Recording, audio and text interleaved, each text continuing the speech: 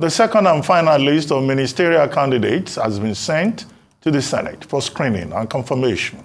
The list of 19 includes 5 former governors and 2 women. It brings the total number of President Tinubu's ministerial nominees to 47.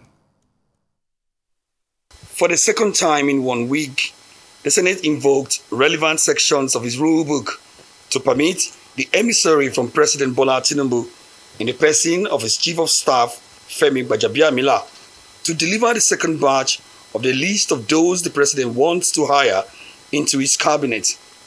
President of the Senate, Godswill Akpabio, later unveiled the list of 19 ministerial nominees. Prominent on the list are 5 former governors: Adegboyega Oyetola from Osun State, Atiku Bagudu from Kebbi State, Simon Lalong from Plateau State, Bello Matawalle from Zamfara State, and Ibrahim Gendam, Yobe State.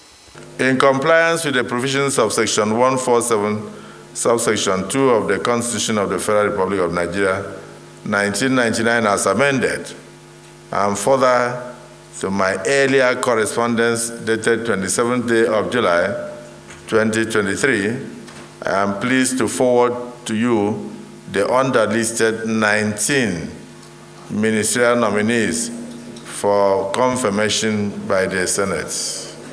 Also on the list are former National Assembly members. These include Senator Heineken Lokobre from Bayelsa State and Senator Aliyu Sabi from Niger State. Former member of the House of Representatives, Savannah Gisalo from the Federal Capital Territory, Abuja. It's the first time in the Fourth Republic that an indigene of the Federal Capital Territory will be nominated for ministerial appointments since 1999. Others are Uba Meigari, Tunji Alausa, Tanko Sununu, Lola Adejon, Tahir Mama, Alkali Ahmed, Shuaibu Abubakar, Isaac Salako, Bosun Tijani, Miriam Shetty, and Ahmed Tijani to complete the list of ministerial nominees. The screening of the second batch of nominees will begin on Friday. Before this, the Senate had concluded the screening of the first batch of ministerial nominees same day, where the minority leader was ruled out of order for asking the ministerial nominee from Ekiti State, Dele Alake, to recite the second stanza of the national anthem. He appears to have brought politics into this thing by asking the nominee standing before us to recite any of the stanzas of the national anthem, which of course is a piece of cake. But because that had not been our tradition and we had not done this to any of the other nominees, if I did not say this, I'm moving that question or request be expunged. Because if it is not, and we rule that he will not recite it, it will look as if we had something to hide.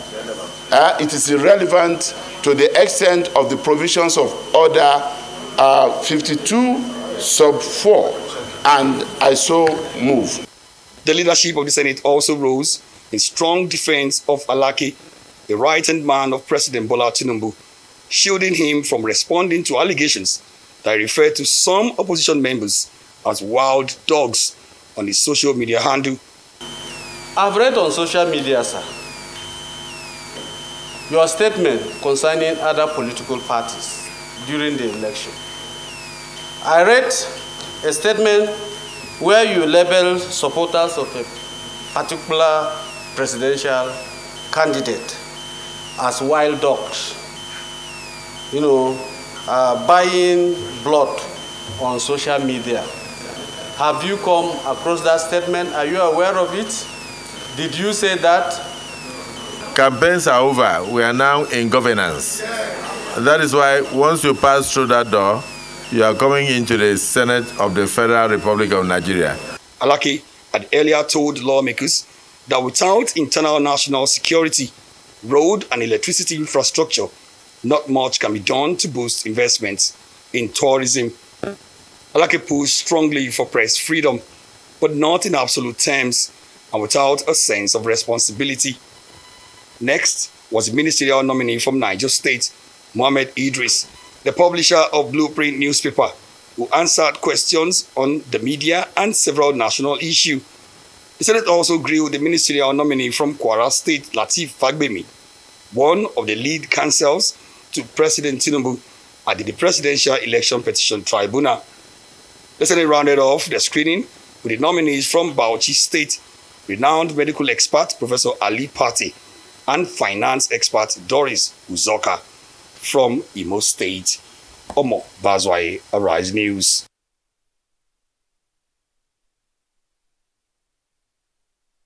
Joining us now from Abuja is Senator Mohammed Sani Musa, the senator representing Niger East Senatorial District in Niger State at the National Assembly.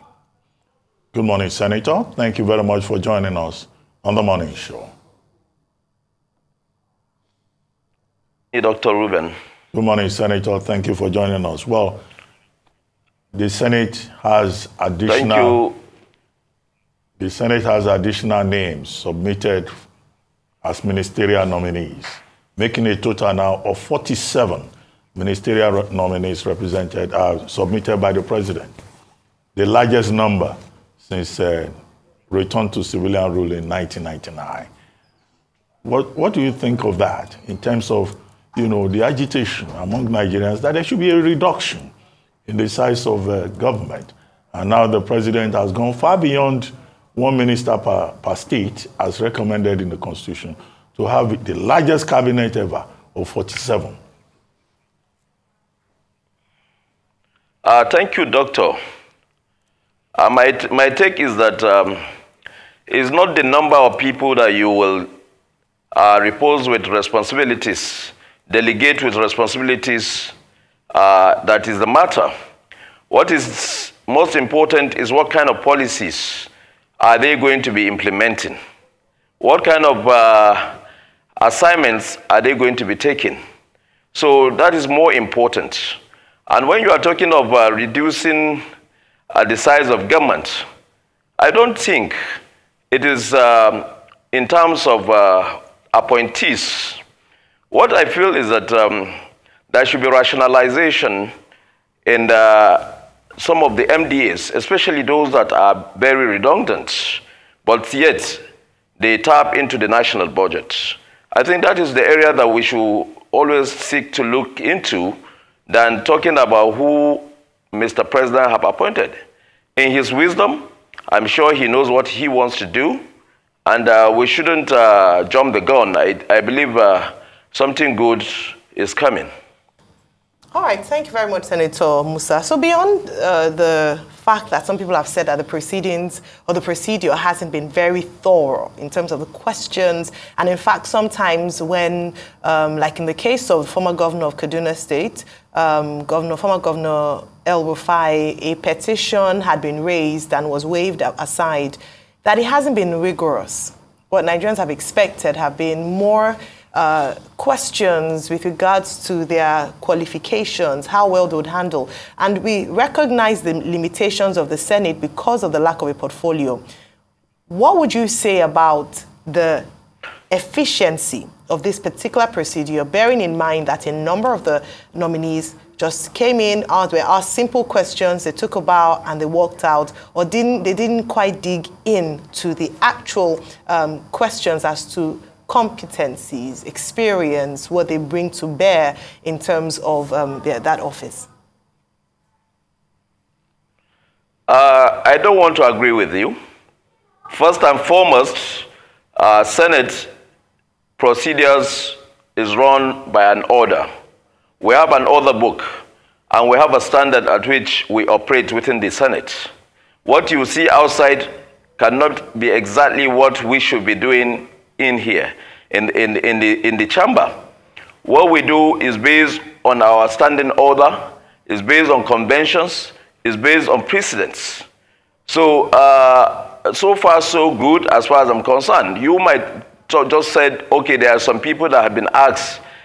In parliamentary standard, once you are a member of the parliament, that is, if you are once in the House of Representatives, or you are at one time a senator of the Federal Republic of Nigeria, it has been a convention not from now, it's from 2001, if you are coming to appear before the Senate, the only honor and privilege you have is for the senators to all agree to endorse and give you that preference. And the reason for that is that before you can be elected to the office of the House of Representatives or to the Senate, you must have excelled yourself. You must have been someone that is very recognized not only by your community for the fact that you have contributed your own part to nation building. So that is the only privilege you can have. It's just like in the military. Once you are a general, once you are in the military, the esprit de corps is there. So when people are talking about we just telling people to take a bow and leave, they do not know the standards at which the parliament operates. And in the case of others, if you can recall, there are some of these nominees that have stayed close to 1 hour standing answering questions. I can recall Mr. Dele Alake had been there.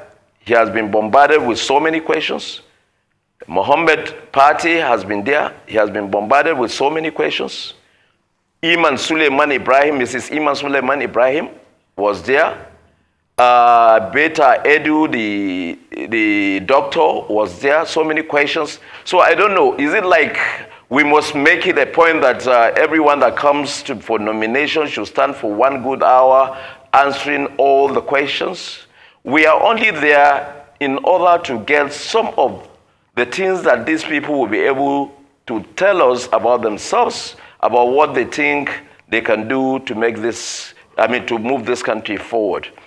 The real confirmation is going to be squarely a Senate affair, whereby only senators will sit and deliberate on each of the nominees that have been nominated. So as far as I'm concerned, what we are doing in the Senate is in the best interest of this country. You are a Nigerian, and a Nigerian, no better Nigerian, that no one will show me that he's a better than Nigerian than I do. The interest I have for this country is as good as the interest you do have. And I believe that we want to have the best. We have a president that came in with a wisdom to be decisive and change the pattern at which we take governance in this country.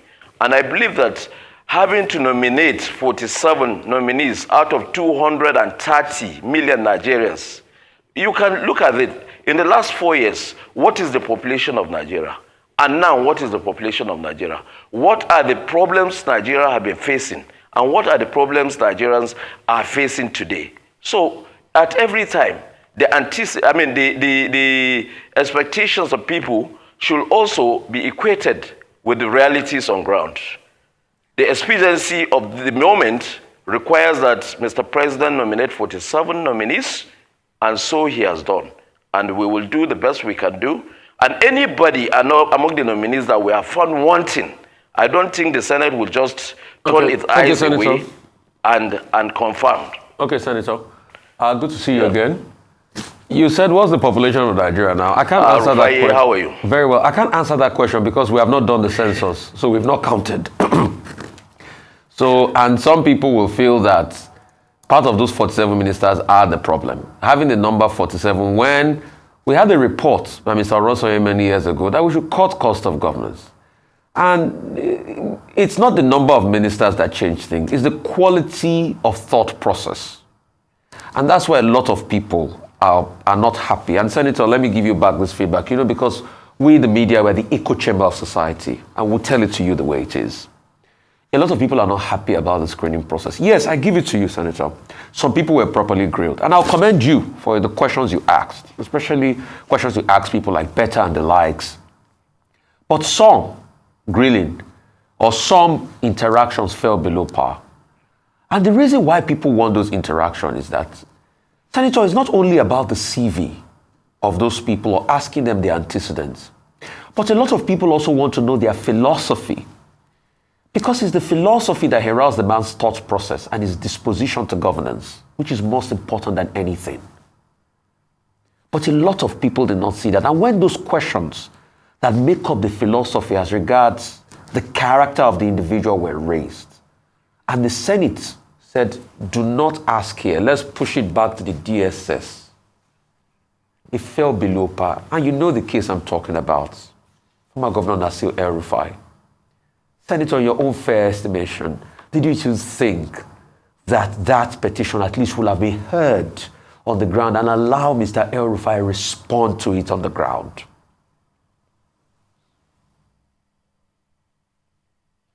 Mr. Rufai, thank you for your question. And what you are saying is also good for this country.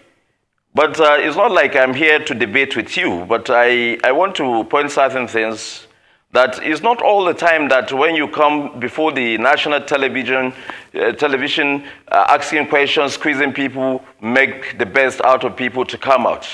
We have our own terms, we have our own procedures, and we are going by our procedures. The DSS have their own procedures of how they will profile every one individual of those nominees. The other security agencies, even the police, have a role they are playing. And by the time they bring all their reports to us, if there is need for us to call any of the nominees to clarify certain things, and that is the process of the screening and the confirmation. So we shouldn't be jumping the gun to believe that what Senator A asks is below standard or what Senator B asks is out of point. No, it's not like that, Mr. Rufai. We are all Nigerian citizens. And the zeal we have at which we want to see this country change. My brother, you would not believe what is happening in this chamber of the Senate when we go on closed session. And you will believe with me that had it been you will have the privilege and opportunity to be there, you will know the kind of senators, you will know the kind of people that have been assembled there.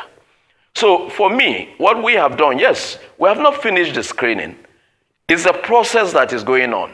So those that maybe, let me give you an example with Nasir El-Rufai. In the National Assembly, in the Senate, we have the Ethics and Privilege Committees. Before we start any session every day, in our order paper, the presiding officer, who is the president of the Senate, in the other paper, he will ask if there are petitions. And that is the normal standard to give petitions out. Not during screening, you raise a point of order, or instead of you to make a contribution, you are now telling the chamber or your colleagues that you have a petition about someone. It's not done. It's not a parliamentary standard.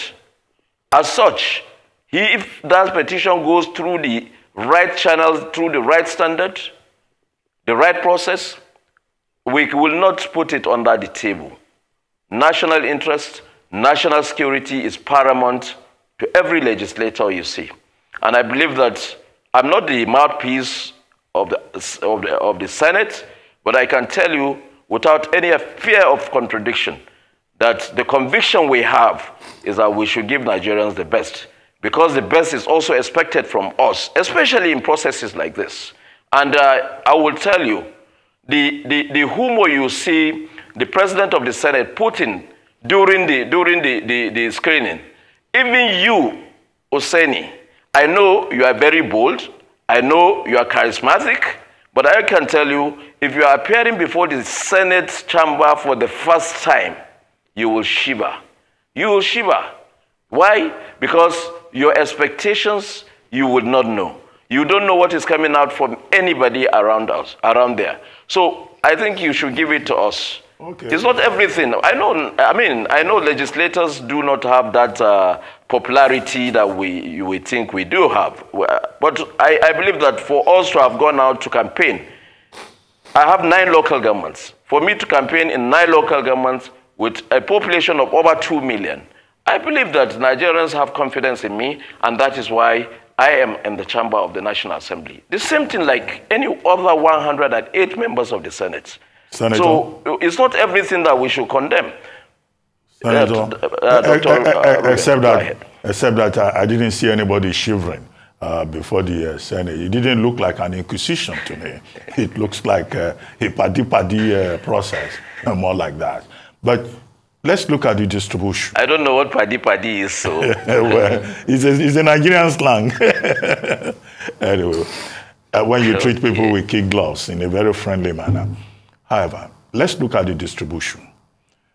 When the first list came out, we praised the president. Oh, 7 women. You know, quite a number of people were excited. This time around, he has added 2 female names to the list. So that's about 9 women out of about a list of 47 cabinet ministers. Now, to people who have been asking for women empowerment and the centering of women in decision-making centers in our country, they are likely to say that's a bit small. That's less than 20%. That's, just a little above 15%. Whereas those asking for women empowerment and also, the rulings of courts in this regard recommend 35%. That's one. Do you think the president should have added more women to the list? And then these governors that are on the list, 9 governors, all right? Plus the president himself, a former governor. So are we going to have a cabinet of just governors? Because many people have been saying, all these governors, well, very difficult to see what makes some of them outstanding.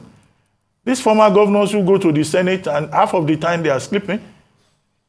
So some people are not impressed with that. Maybe you want to address that. Maybe there are some of those governors you think can still offer something extraordinary. And then finally, distribution. Some states got only 1. About 5 or 6 states got two ministers. Well, Ogun State got 3. I'm not complaining about that, though. But if you look at it in terms of distribution, some people may be uncomfortable and say, why should some states get 2? Why should the southeastern states get only 1 minister each that the Constitution recommends? Those issues. Thank you, Dr. Reuben. The Senate doesn't operate on party standards. We have a standing order that guides us in our procedures. And from the TV screen, you will not be able to understand how nominees shiver when they stand before us. When I used to be in the back bench in the Senate, at the back row, I hardly can also understand if they shiver. But when I am now in the front row, I can see, because when you see somebody putting his eyes on you, trying to see how you can make him comfortable, you know that is shivering. That aside, the number of female, I believe that gender sensitivity and should be an utmost thing that we should reflect in our national project, especially when you come to repose responsibilities such as ministerial position. It's not a one-off thing. It's a continuous process. The president has sworn to be the president of the Federal Republic for 4 years. And I believe that the cabinet is not a stay-put cabinet. We have a president that is a goal-getter. He hunts for talents. And I believe that just for him to be able to meet up the constitutional requirements that every state should give 1 nominee, which he has done it, and he is not in breach of any of that law. He has also, in his wisdom, decided, because he has the prerogative privilege to be able to appoint ministers depending on the number of delegation he wants to give. He can delegate as many as he wants. As I said earlier, that does not increase governance. What we should be looking at, we have so many parastatals in this country that are very redundant and are just tapping from the national resources. We must do something about it. And secondly, if you look at the caliber of the women that he has nominated at the moment, it is something that we must give credit to him. The number, I don't want to be selfish. I want to believe that if will be room for any cabinet reshuffle, we should see any of our male nominees that is not performing well in office in the next 3 to 6 months. And we change it by looking at those best women that will perform.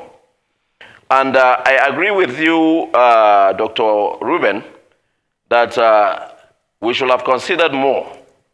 If we cannot meet the 35% affirmative action standard, we should be able to do more. And I believe in the wisdom of Mr. President. He's a listening president. And if Nigerians are complaining, we are not saying that the president has done anything wrong. The president has done it right. We will only appeal that in his wisdom, when next the opportunity comes, more women will be considered. And secondly, when you're talking about the governors are Nigerians. They are also Democrats. They are politicians. They belong to political parties. They have acted. They have tried their very, very possible best to bring their party to governance. So I don't believe that they should be excluded from running the governance as well. So in my wisdom, some of them have performed very well while they were in office. I can see the uncommon infrastructural transformation that has gone in Kaduna State. Have equally seen it in Ebonyi State and many other states. The agricultural boom we had, if not for the natural disaster that came with flooding that affected Kebbi State have done very well. So many other states, you will see their performance have been. When you are talking about fertilizer transformation in this country, we will not shy away from giving it to the former Jigawa State Governor, who is also nominated. So a lot of them have performed very well, creditably well. Are you going to tell me that Governor Wike, despite that he's in the opposition, is somebody from PDP, and we want to give Nigerians the best? Mr. President, in his wisdom, went to PDP and picked up Wike because of the uncommon transformation that he has done to Rivers State in the areas of infrastructure.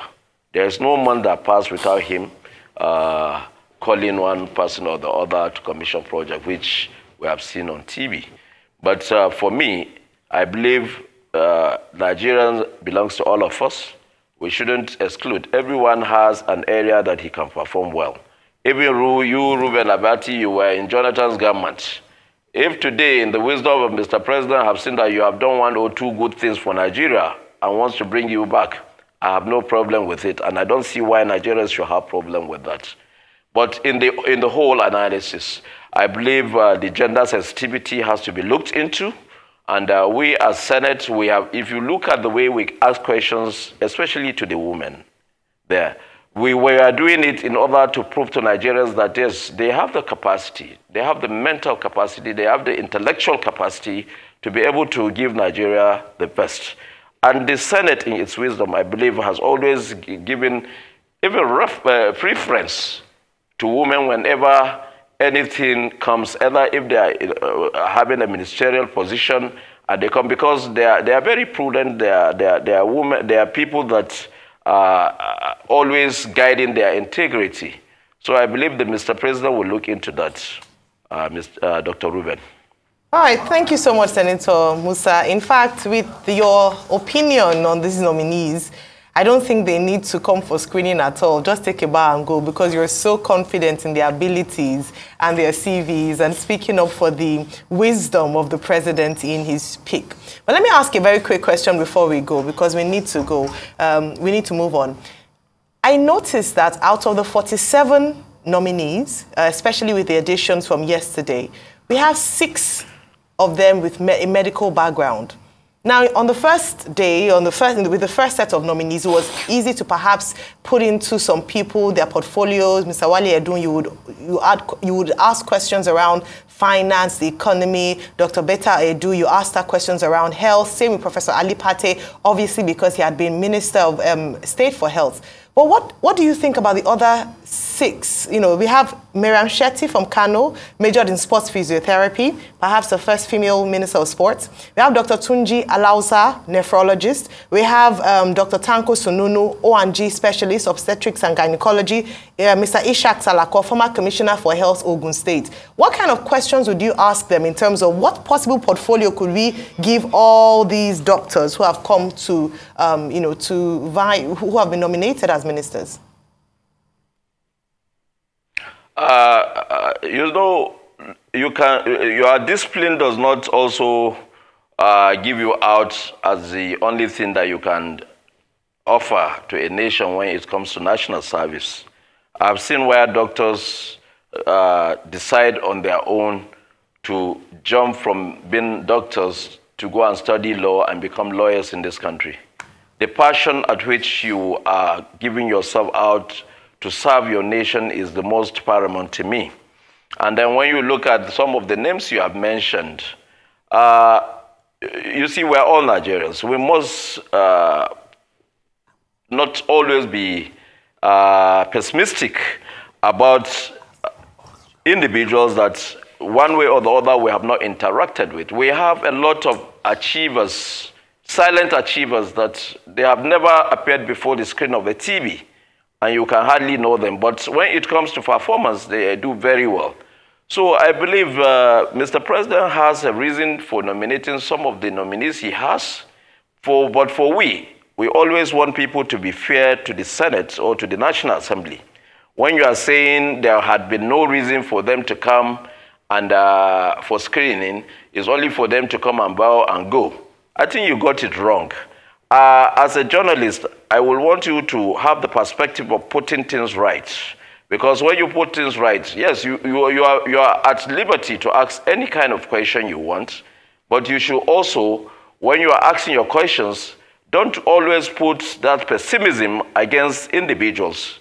I will want you to give everyone his opportunity to be able to prove himself.